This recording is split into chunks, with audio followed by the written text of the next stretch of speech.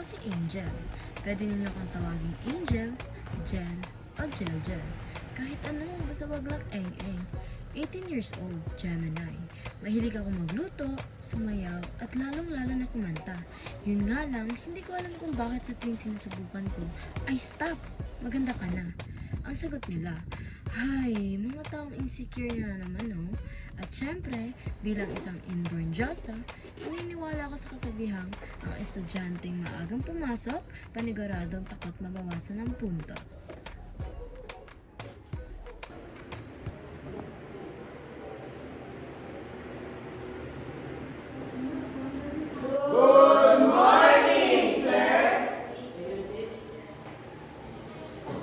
Abang lahat ay ano na akong pakilala.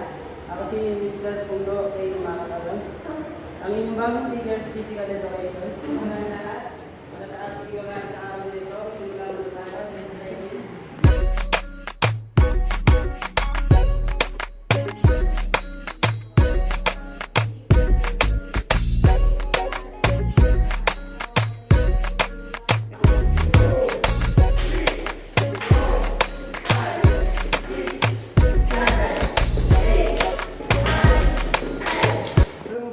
Bagay yung pangalan ni Sir di makatalon sa kanya kasi di talaga siya makatalon. Bago tayo matapos, ibibigay ko muna ang instruction para una at ikalawang kwento natin. May partner ito, babae at lalaki. Sana magka-partner nilang pa. No? Yak malalaw talaga pag sila naging kapartner. Mr. Lubia Curtains at Mr. Ryan Kong. And lastly, Miss Angelina Ace and Mr. Brian Kerr. And that's our for today, class. Goodbye and thank you. What? Si Brian ba talaga yung naging kapartner ko? Ano bang maling ginawa ko? Uy, oo, naman ito. True, okay lang si Brian. Okay? Anong okay dun? Eh, alam niyo naman kung ilang kalokohan ang ginawa niya. Ilang babae na ba yung pinaiyak niya? Ilang teachers na ang umalis dahil sa kanya? Eh baka kahit pagsamasama yung mga daliri natin, ay hindi pa din magkasya dahil sa rami ng mga kalokohan na ginawa niya. Please ka na, no? Narinig mo naman siguro yung sinabi ni Sir, di ba? Final na yun. Saka mas mabuti pa sigurong i-drop mo na rin subject niya kasi akalahin pa natin siya. Seryoso? Oo nga, ay naku, kasi nakikinig. Maganda nga, bingi naman. Giyahin mo ako. Maganda na, always alert, enthusiastic pa.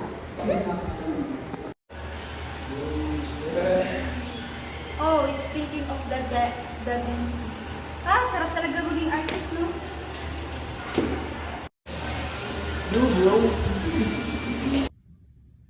Bro? Ano ako, tropa niya? Mukha ba akong lalaki? Nakakainis talaga tong lalaking to. Hay, pinapangako ko sa bundok na pinakamababa na kahit kailan ay hinding-hindi ko siya magugustuhan. Hinding-hindi. Na, ulala, makapagin mo sa kalmo yung doctor. Hindi mo makapagin yung Kapal? Sino ba siya sa akala niya? Kagwapuhan? Sang banda? Eh kung titigan mo nga siya para mas maaliwalas pa yung kalo ko sa paa. Ay, hindi. Sorry Lord, joke lang po yun. Pogi nga siya eh. SML? I mean, saan banda? Dito lang sa may amin. Okay, sige.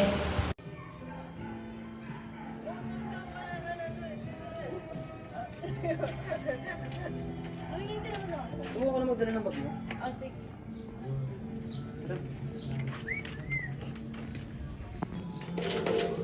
Ay, Bob, hindi mo pala buksan. Kaya di tayo makakapasok eh. Hindi ko mo.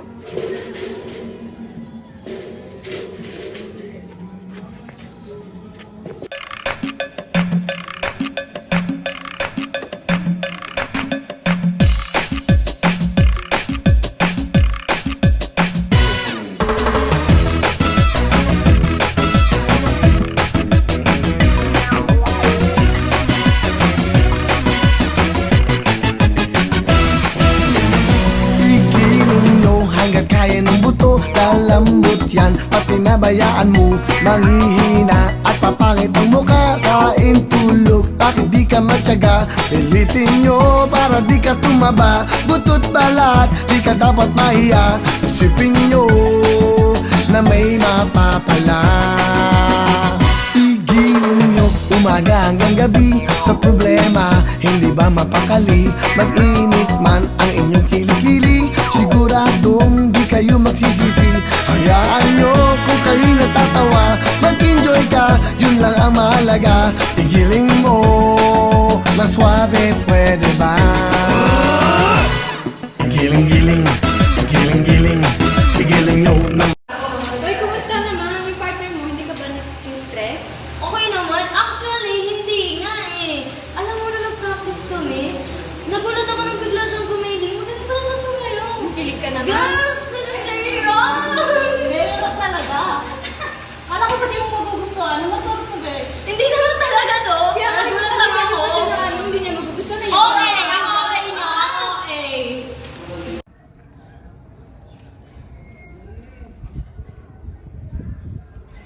Oh, hello. Dito ako. Mapunta ako sa pagkakasalanan ni Brian. Oo nga eh. Nanap ko si Brian. Wala pa siya dito eh. Oo nga eh. Brian! Ano nangyari sa'yo? Joy! Asan ka? Tumawag ka nga ng ambulance. Nakita ko si Brian dito sa Indecencio Street na walang malay. Oo, bilisan mo. Kasi need siya na madala sa ospital kasi wala siyang malay, oh.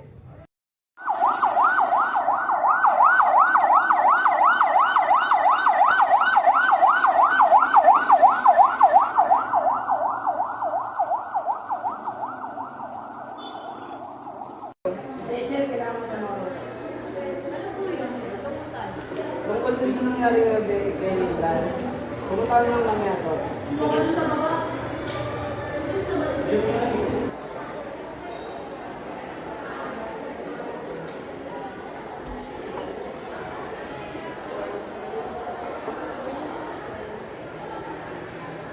Ano po meron kay Brian, sir? Sabi sa akin ni Officer Numulok sa kagabi na ikaw rin yung nakakaya. Oo, sir. Anong ngayon? Nakita ko po siya sa daan na nakahiga, pero hindi ko po alam kung sino may gawa sa kanya nun. Dapat po siya magbayad nun sa ginawa niya kay Brian. Miss Angel, alam kong malapit yung Brian sa'yo. Sana. Kaya sa'yo ko lang ito sasabihin, sana hindi na namin sa iba. Si Brian, lumaki siya sa isang orphanage. Yung mga kinikilala ng magulang ay yung umumpun sa kanya nung maliit pa lang siya. Pero, nung pinakakala mo na naging maayos yung buhay niya, nung napunta siya sa mag-asawang gano'n, nagkakamali ka. Si Brian, namamaril sila. Pero hindi rin pala, napinitan din siyang manakit ng ibang tao dahil sa mga magulang niya. Patanggap sila ng bayad para takutin ang sino mga tao. At si Brian, ang pinapadala nila para gawin ng mga tao na yan. Sige, tatakotin at ipabantaan. Yan ang mga bagay na dapat gawin ng sa mura ng edad para lamang hindi siya pagbuhatan ng kamay at puro ng mga magulang. Pero parang sobra naman ata yan, sir. Talaga, pero wala naman siyang magagawa dahil wala naman siyang mapupuntahan ang mga kaya niya lang. Sa edad na 13, napilitan siyang lumaki sa kanila at nagtrabaho sa isang bigasan sa palengke. Sa ganung paraan niya, sinuportahan ng sarili niya. Iha, tatapatin ata. Kaya kita sinasabihan tulong dito dahil nais ng malaan. Bilang inyong guro at tumatay ang guardian ni Brian, alam ko kung gaano kabal ang buhay ng bata na yun. At magtiwala ka sa akin, hindi mo na naisin na may sa bata na yun. Kasi yun, Ay, sorry po, sir. Ano po yun? pwede nun ba? Okay, sir. Sige po, sir. Alis na po ako. Thank you po.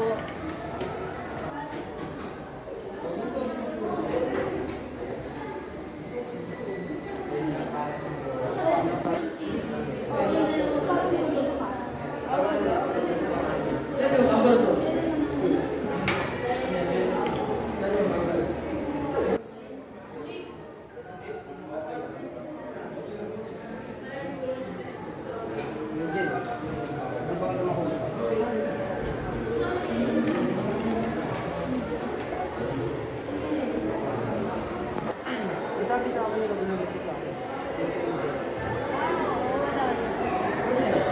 Wala naman. Nga pala, kamusta ka na? Bakit naman ikaw ba yun? Wala nga. Sige, alis na ako Wait lang. Sasabihin ko sa ano? Okay, ano? Angel. Oh, every time I see you.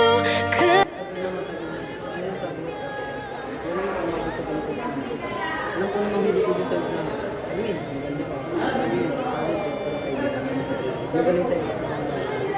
Pero ako ko naman marami na nakatulog. Hindi ko pero hindi mo.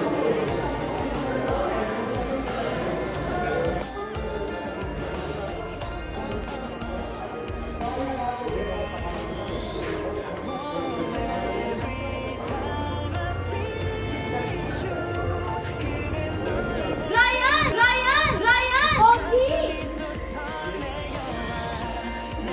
Loko ka talaga. May sasabihin ako sa'yo. Di ba sabi mo na hindi ka umaasa na magugustuhan kita? Tama. Hindi mo kailangan umasa na magugustuhan kita. Kasi alam mo kung bakit? Alam ko naman sa sarili ko na simula ko nung una, gusto ko. Oo, alam ko naman mali yung mga ginagawa mo dati. Pero huwag mo sanang isipin na iyon na yung magdidikta kung ano ka habang buhay. Ikaw si Brian, si Brian Carey na gustong gusto ko. Uy! Uy!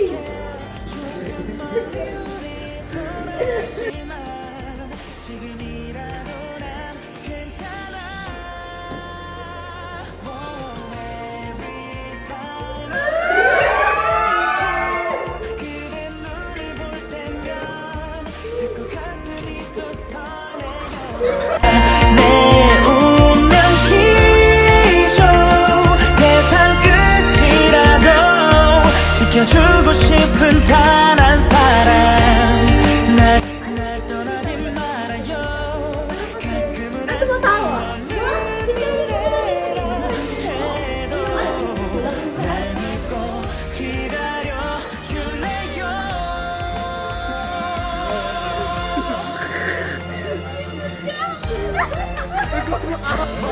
나만의 내겐 전부라는 말 고백한 적이 있었나요 내 운명이죠